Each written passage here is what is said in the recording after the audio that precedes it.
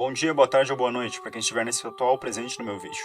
Me chamo Luiz e hoje vou fazer uma review sincera sobre minha opinião a respeito de Dark Souls 1 remasterizado. Joguei Dark Souls 1 versão remasterizada em 2024, onde iniciei a trilogia Dark Souls. Curti muito e talvez tenha a continuação da trilogia aqui no canal.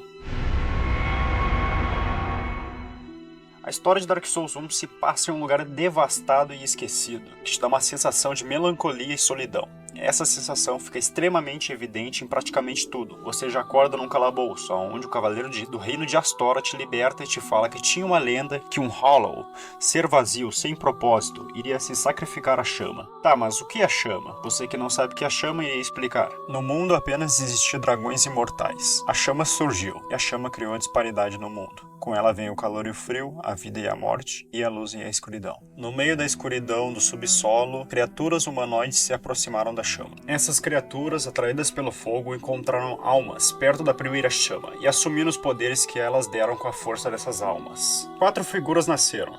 Estes eram Gwyn, que criou o exército e se tornou considerado o deus do sol. Nito, a personificação da morte.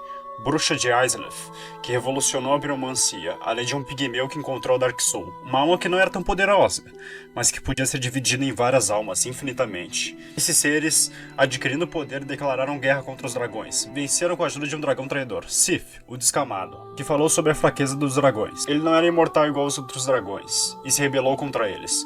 Começou assim a Era da Luz, onde tudo estava nos conformes. Com o tempo, a chama que apresentou tal poder estava se apagando, e agora, com desespero pelos tempos de escuridão, Gwyn se sacrificou à chama, dando sua alma para estender mais um pouco a Era da Luz. A bruxa de Izalith tentou replicar a chama, mas acabou resultando em uma chama caótica, que deformava os seres, assim criando a raça dos demônios. Gwyn amaldiçoou os humanos com imortalidade, para controlá-los, já que a Dark Soul, que somos nós, tem o poder de se dividir infinitamente e viver na escuridão, coisa que as outras espécies não podem. Gwyn, tendo medo da Era das Trevas, fez uma cidade onde pode controlar os humanos, botando um feitiço de imortalidade na cidade. É interessante que abre vários pontos a serem debatíveis, coisa que só história boa faz, pois tem um pessoal que diz que a maldição é a causa da extensão da primeira chama pelo Gwyn.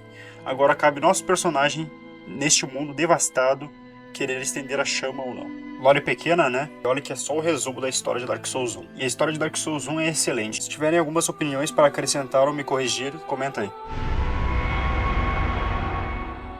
A gameplay de Dark Souls 1 remasterizado é boa na minha opinião. É um jogo que é mais travado que os outros, possui uma boa quantidade de itens. Para alguém que quer começar na trilogia, eu recomendaria direto Dark Souls 1, para ter a experiência padrão. É um jogo que muitos já falaram que era difícil, mas é só uma questão de paciência. O fato que pode dificultar é a falta de informação e a gameplay travada, que quem é novo no jogo acaba passando raiva por ter que se adaptar a essa experiência. Essa versão remasterizada de 2018, pelo que eu ouvi falar, corrigiu muitos bugs da versão original de 2011 e melhorou os gráficos, é claro. Deixando esclarecido, eu joguei só a versão remasterizada de 2018. A minha experiência de Dark Souls 1 foi boa, curti bastante o game, aproveitei cada área do jogo, descobrindo durante a gameplay. O que eu me arrependo foi de pesquisar alguns caminhos. Talvez na época, se eu soubesse como é essa experiência única de descobrir aquele jogo, eu não teria pesquisado.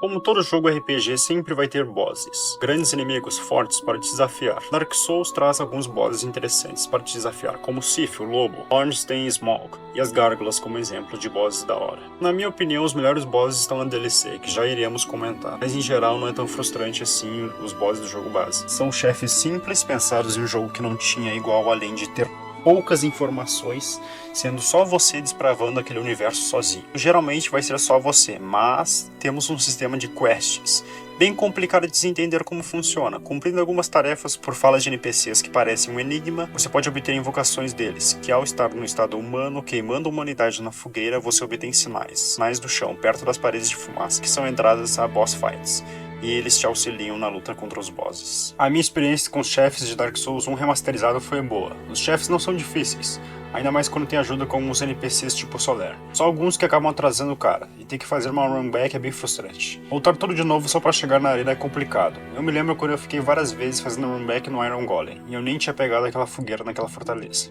Bosses bem complicados são da DLC, que eles têm mais moveset e são mais rápidos, quebrando o padrão lento das boss fights do jogo base. Agora vamos para